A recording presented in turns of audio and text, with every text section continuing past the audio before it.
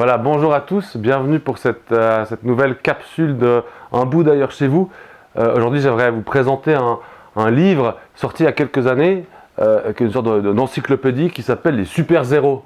C'est une encyclopédie plutôt assez marrante comme ça, dans le sens où elle nous présente un ensemble de super-héros qui ont été créés en des années 40 et aujourd'hui, et qui sont, comme le titre l'indique, un peu les super-zéros, ou plutôt les super-héros qui ont été oubliés de la tradition. En général parce qu'ils avaient été créés pour essayer de capter l'attention du public, et puis qu'évidemment le public n'a pas du tout croché sur ces personnages. Ils n'ont pas l'envergure d'un Spider-Man, d'un Superman ou d'un Batman. Alors c'est ce qui fait que dans ce petit ouvrage, on va nous présenter plusieurs super-héros, Madame Fatale par exemple, ou Dracula, qui est devenu aussi un super-héros de comics, mais qui n'a pas du tout eu le succès du roman ou du film, Magic Man et autres. Donc on a chaque fois la même chose, on a un super-héros dont l'histoire éditoriale nous est racontée, et puis quelques images qui nous permettent de voir un peu d'où il vient, ce qu'il faisait, etc. C'est assez désopilant parce qu'on va avoir des personnages un peu... alors parfois on comprend qu'ils avaient tellement rien de spécial qu'ils ne pouvaient pas remporter l'adhésion des lecteurs, puis parfois on se dit mais vraiment ils ont été tordus les scénaristes ou les dessinateurs d'imaginer ça tellement que ça ne pouvait pas marcher avec des concurrents comme par exemple Batman, Superman, voilà, ou Flash ou que sais-je. On a l'homme kangourou par exemple, ce qui est assez marrant. Voilà, c'est un livre que j'aime beaucoup, plutôt pour les gens qui ont envie de réfléchir à cette histoire un peu cachée des comics. Souvent on connaît les comics ou les super-héros par les grandes figures qui ont été adaptées au cinéma. Puis là d'un coup on voit vraiment l'opposé, l'autre bout de la chaîne, c'est-à-dire les petites figures qui n'ont pas eu vraiment d'existence. Je ne vais pas vous en parler beaucoup plus parce que j'ai vu tout à l'heure en prenant le livre que je avais envie de vous parler d'une bande dessinée, mais plutôt d'un univers narratif que j'aime beaucoup. Cette bande dessinée s'appelle La Horde du Contrevent.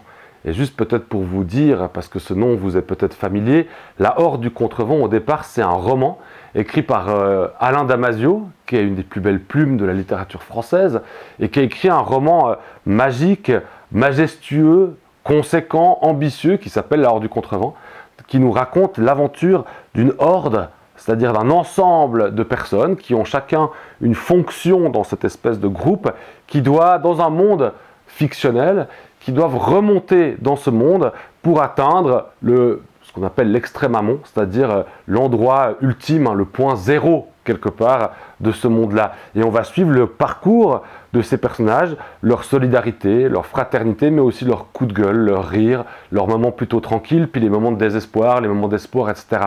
C'est un livre magnifique sur l'entraide, sur la fraternité, sur le lien social aussi, quelque part, qui se crée entre les individus.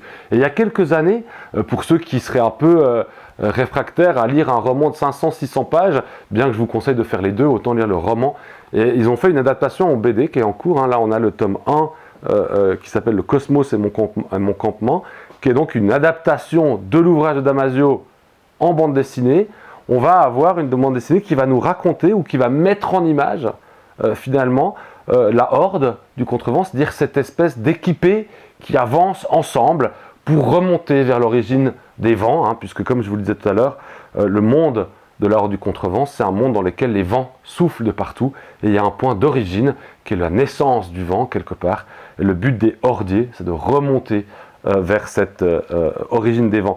On voit peut-être un dessin assez dans les tons assez chauds, mais aussi assez ternes, de l'orange, du brun orangé, du violet.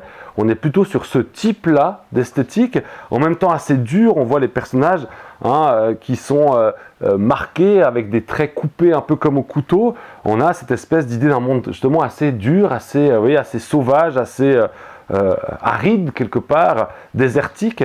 Et on suit cette équipée humaine, ces gens qui avancent ensemble et qui découvrent, à la fois se découvrent eux-mêmes, apprennent à travailler ensemble ou à agir ensemble et à remonter vers l'extrême amont.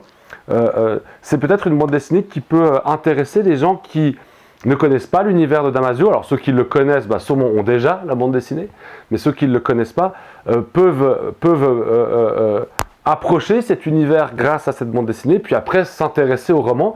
J'ai envie de dire quelque chose d'assez particulier, c'est que je crois que Damasio est quelqu'un qui, dans tous ses romans, il n'en a pas écrit beaucoup, c'est l'avantage, La Horde du Contrevent, La zone du Dehors, Les Furtifs l'année passée, qui est sorti en 2019, qui a eu beaucoup de succès d'ailleurs lors de sa sortie. C'est un auteur qui réfléchit à la question d'une opposition entre l'immobilisme et le mouvement. Et c'est pour ça que dans tous ces textes, on va retrouver le mouvement.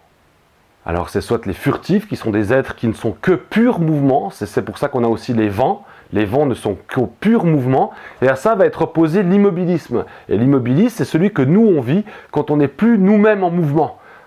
Lorsqu'on est empêtré dans nos habitudes, dans nos schémas de pensée, dans notre manière de tracer en permanence sur nos téléphones, de tout confier à des serveurs, d'immobiliser notre mémoire, notre identité, nos mouvements, nos espoirs, nos rêves, etc. Et Damasio a toujours réussi de manière extrêmement fine et puissante à créer cette espèce d'antagonisme qui ne peut que nous parler à nous aujourd'hui entre l'immobilisme et le mouvement. Et la grande question qui pose, en tout cas qui me semble poser dans la plupart de ces textes, c'est comment retrouver le mouvement. C'est-à-dire comment retrouver ce quelque chose qu'on appelle le mouvement, qui finalement est une sorte de synonyme de la vie. Ça serait une opposition entre le mort-vivant, qui même s'il est vivant, il est mort, quelque part dans sa tête, et puis le vivant. Alors chez Damasio, c'est le vivant, le vent, la volte, etc., c'est le mouvement.